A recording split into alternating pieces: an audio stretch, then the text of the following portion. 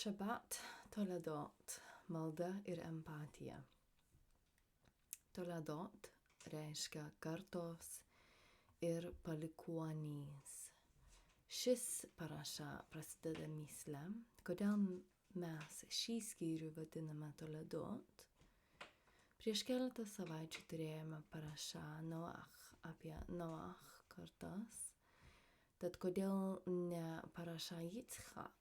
Juk pasakojimas yra apie Yitzchak ir jo palikuonius. Ši paraša prasideda dar vienu vaisingumo iššūkiu ir mes skaitome, kad Yitzchak maldavo Hashem priešais savo žmoną. Rašy teigia, kad Yitzchak ir Rivka tiesioginė prasme meldėsi vienas prieš kitą. Rivka buvo viename palapinės kampe, o Yitzchak priešais ją esančiame kampe.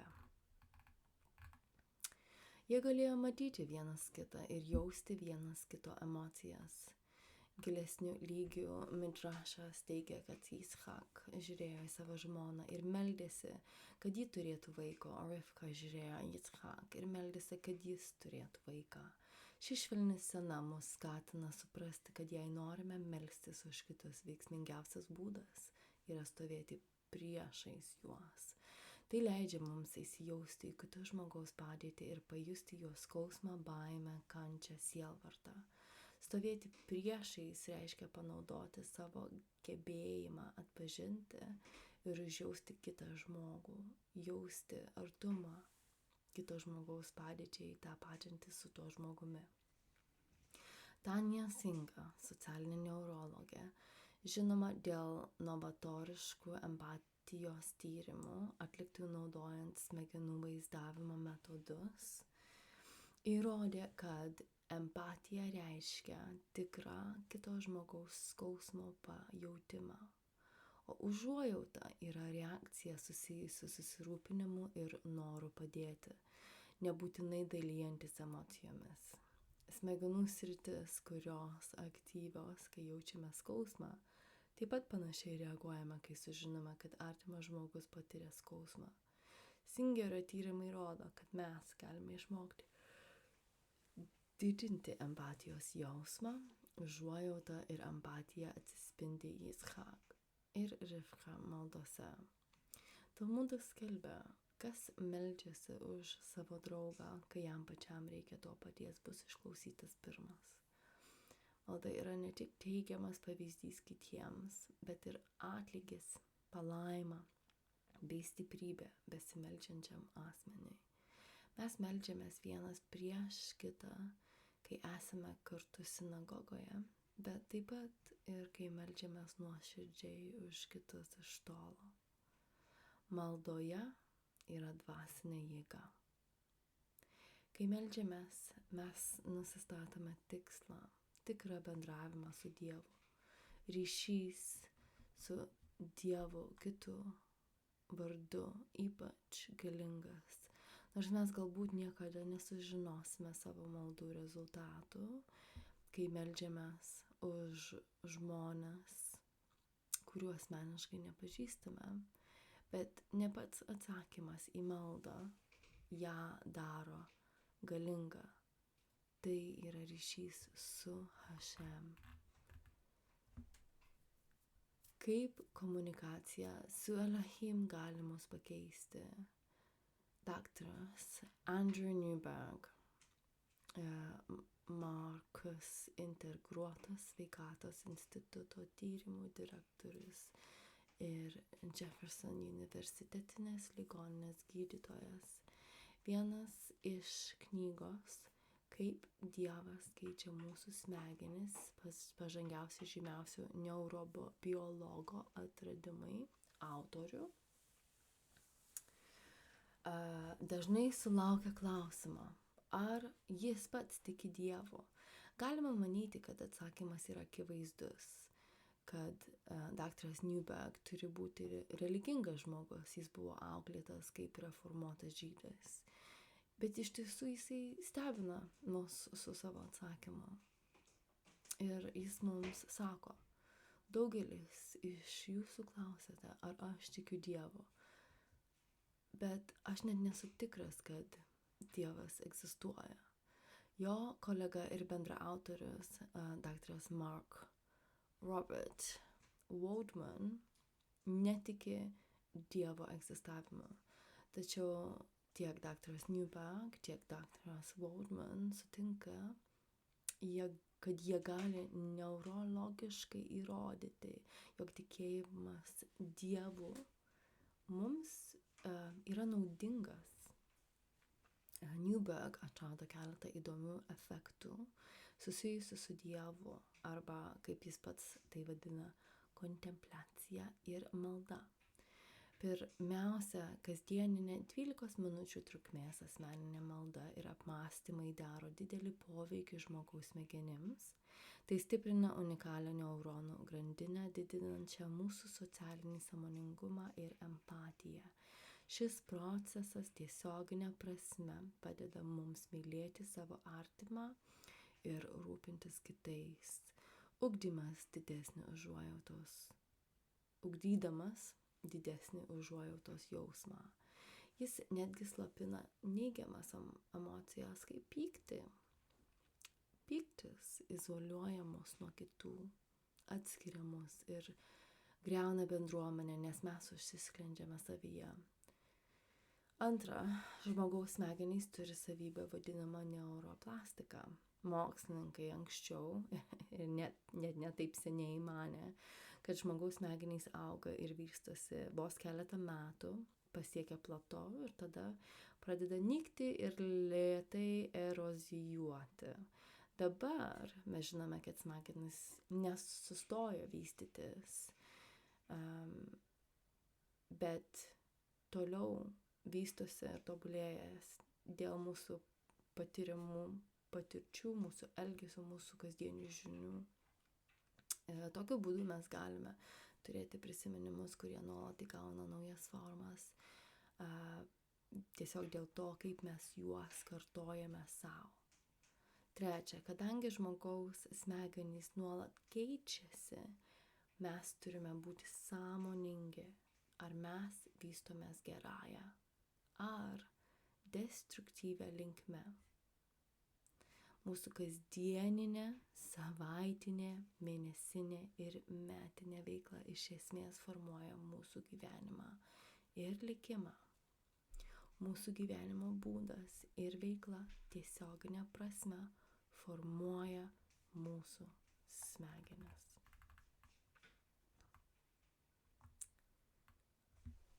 Ketvirta.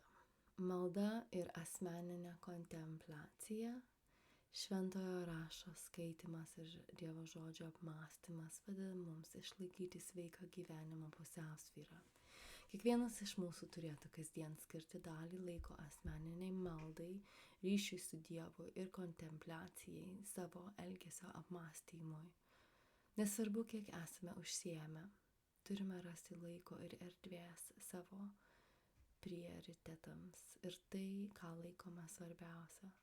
Tokiu būdu galima įvertinti, kaip gerai gyvename, užduodame savo klausimą, kokių pokyčių man reikia, kad galėčiau tobulėti ir gerinti bendravimą su Hašem. Tokius pavyzdžius matome visoje šventojo rašto istorijoje, ypač patriarchų ir matriarchų gyvenimuose. Newberg išvardyja keletą veiksmų, kurie teigiamai veikia mūsų smegenis. Pirmiausia, tai yra asmeninio tikėjimo išlaikymo vertė. Ir nepamirškime, kad tai sako žmogus, kuris net nėra tikras, ar pats tiki Dievu, jo egzistavimu. Tikėjimas reiškiasi kasdien skiriant laiko maldai ir asmeniniai refleksijai, kaip matome Rivka ir Yitzchak pavyzdžiuose. Buvimas tikėjimo bendruomenės dalimi taip pat yra aukštai jo sąraše.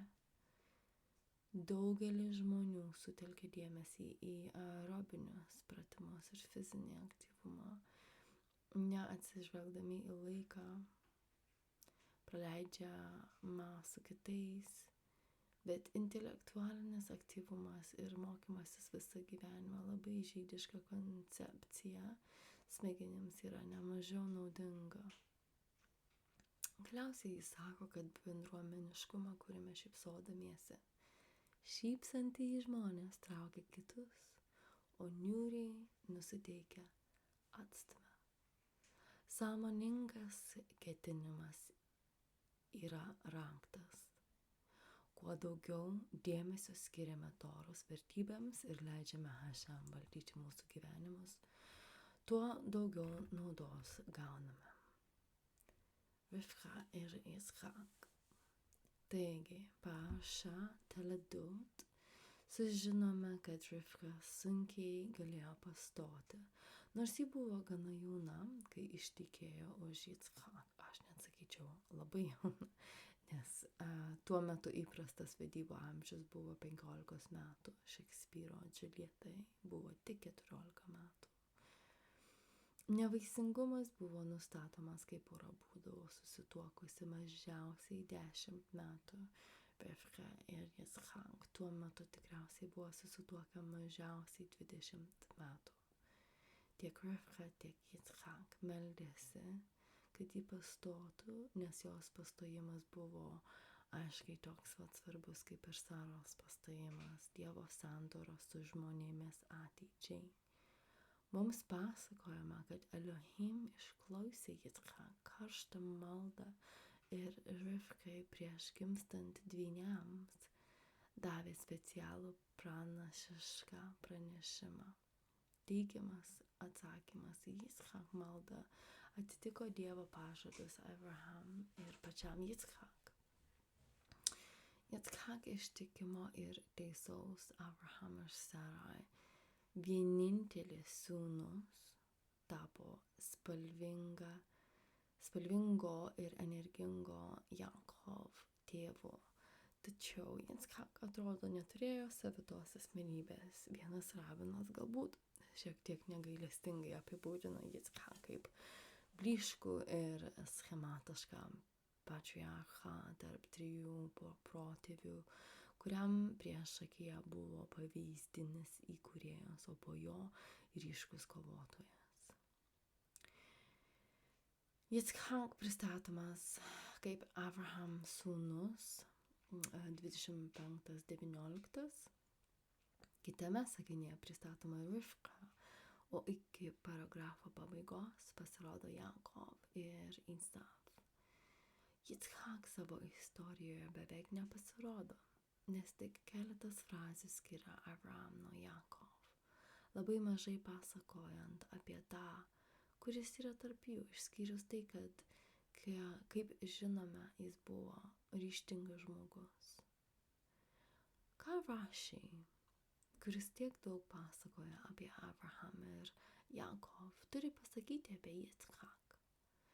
Primename rabinas Šlomo Yitzchaki 1040-1108 metai, prancūzų rabinų komentatorius ir autoritetas. Jo pradinis komentaras apie Toledot parafrazuoja ištrauką iš Midraš Tanhumos, kurioje mums pasakoma, kaip Dievas padarė Yitzchak veido bruožus identiškus Abrahamui. Įvykiai Yitzchako gyvenime daugiausiai nėra unikalūs, nes girdime apie jo apgaulę dėl savo žmonos, kuri net nebuvo jo pusseserė, tai sesuo nuo vieno iš tėvų, bet jo pusseserė.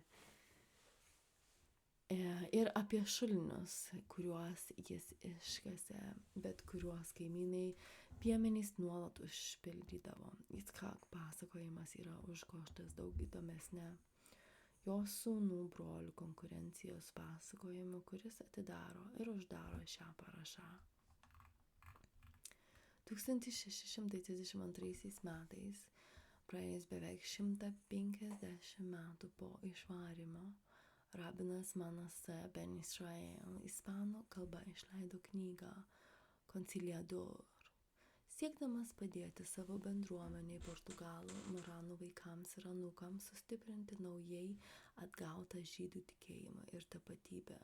Conciliador yra klausimų forma pateikianti akivaizdžius šventojo rašto prieštaravimus, po kurių seka atsakymai, susitaikymas. 48 klausimas susijęs su Abraham Beerševa pavadinimu ir Yitzchak tuo pačiu pavadinimu toje pačioje vietoje. Rabinas Manase paaiškina, Abraham pavadino tik vietą, kurioje rado šulinį, bet Yitzchak pavadino visą miestą. Tai suderina eilutes. Yitzchak padarė kažką išskirtinio ir originalaus. Jis perėmė tai, ką paliko jo tėvas ir toliau tai plėtojo. Taigi Yitzchak yra paveldėtojas, kuris ne tik kruopščiai perdavė tai, ką gavo, bet ir pridėjo kažką prie Abraham palikimo. Tai tikrai nėra mažas dalykas.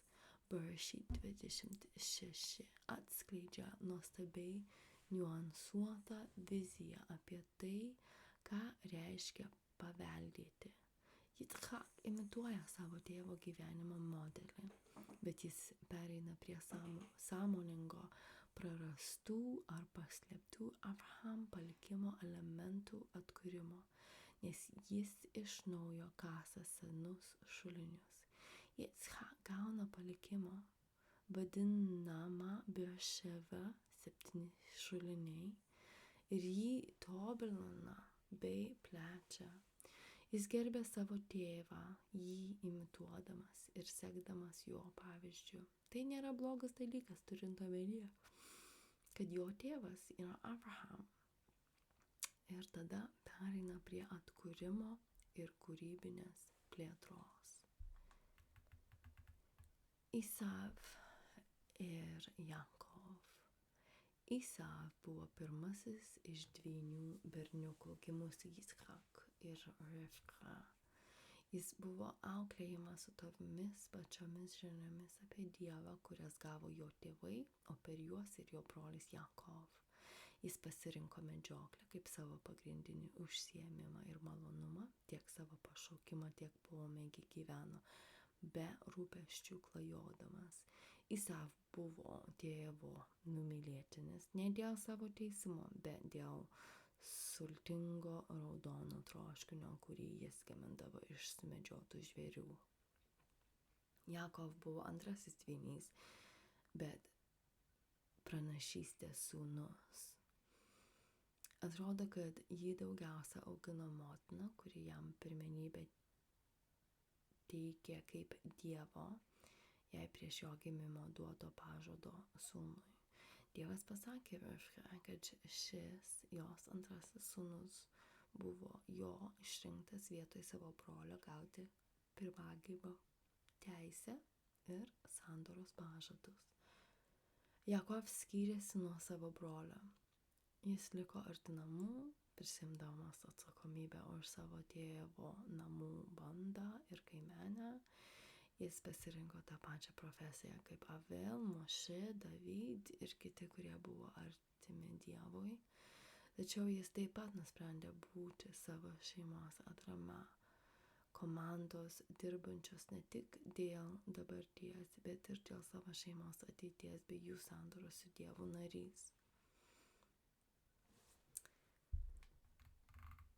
Kur dingo įsipareigojimas melstis kartu, kurį matėme iš pradžių Rivka ir Yitzchak santykiuose? Atrodo, kad jų bendros maldos trūkumas yra tik vienas iš tragiškai nutrūkusių santykių simptomų. Vietoj įsipareigojimo Dievo planui parodytam Rivka prieš gimstant berniukams, matome abiejų tėvų favoritizmą. Taigi, kad Yitzchak mirdamas pasikvietė Isav, tai ne dėl to, kad jis buvo pirmagimis. Deja, Yitzchak tapo žmogumi, kuriam jo juslės ir troškimai buvo svarbesni už tai, ką jis žinojo apie savo sūnus. senatvėje aklas ir atrodo turėdamas nedaug gyvybės, mintis apie raudoną troškinį, kurį pagamindavo Isav, jam buvo brangesnis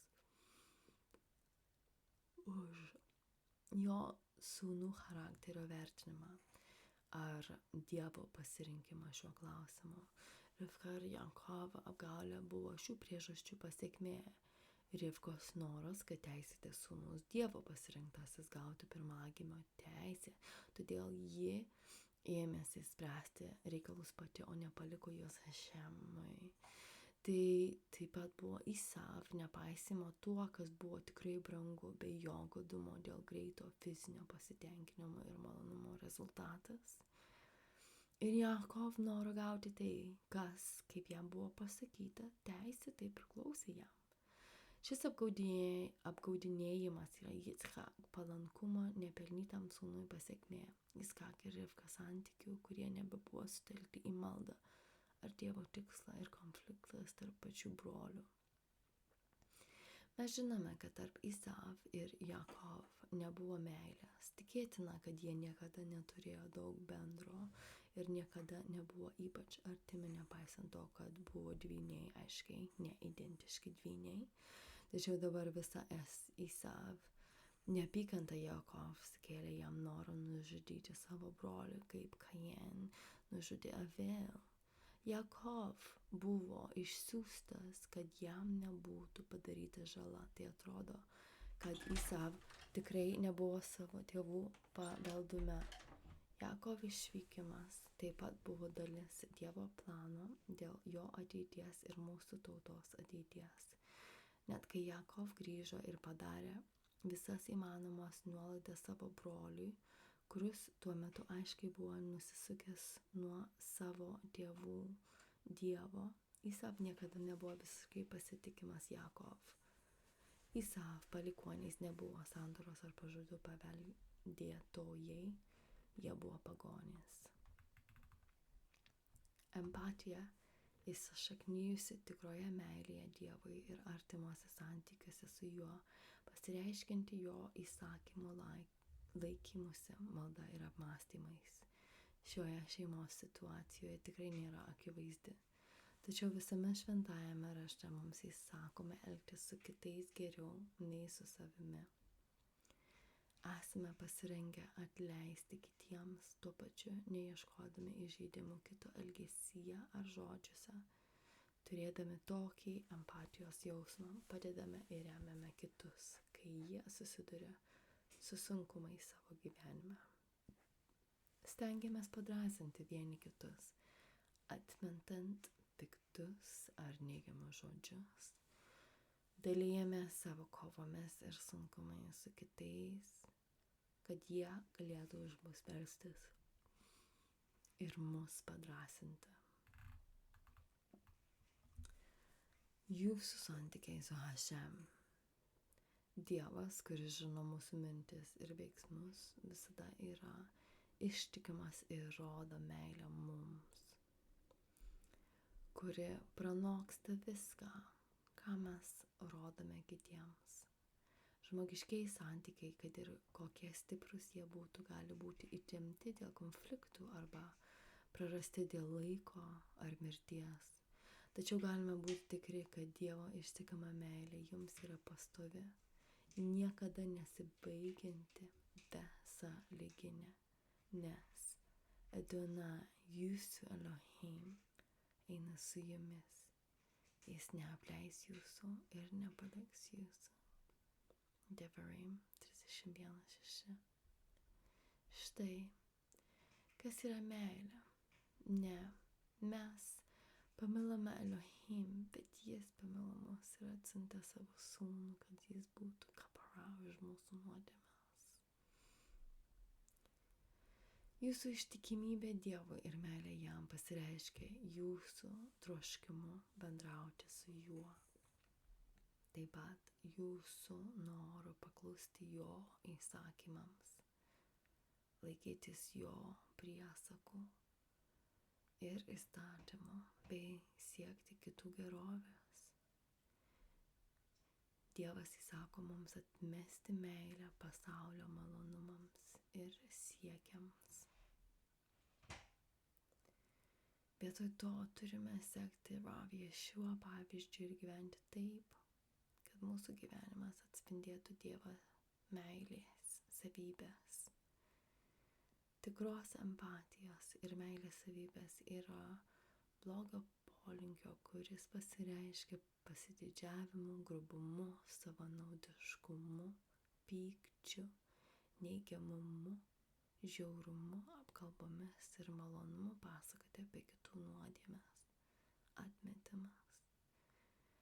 Savybės, kurias turėtume puoselėti, yra kantrybė, gerumas, ištikimybė, viltis, ištvermė, džiaugsmas, tiesa, nesikaupimas piktam, nuolatinis atkaklumas, pozityvumas ir drąsinimas. Jei būtų rašoma jūsų biografijoje, ar autorius apibūdintų jūs kaip empatišką, mylintį, rūpestingą ir besirūpinti kitais,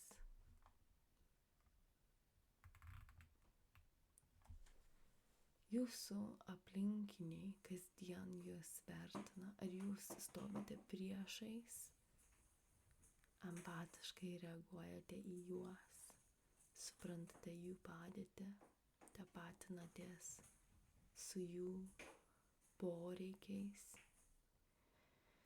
Kiekvieną dieną turime skirti laiko asmeniniai maldai, ryšiui su Dievu, mūsų Elohim, ir apmąstymams, savo elgesio analizavimui. Turime rasti laiko ir erdvėms šiems prioritetams.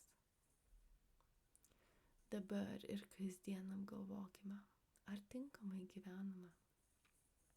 Ką turime daryti, kad pagerintume bendravimą su Hašem ir jo padėdami su žmonėmis savo pasaulyje.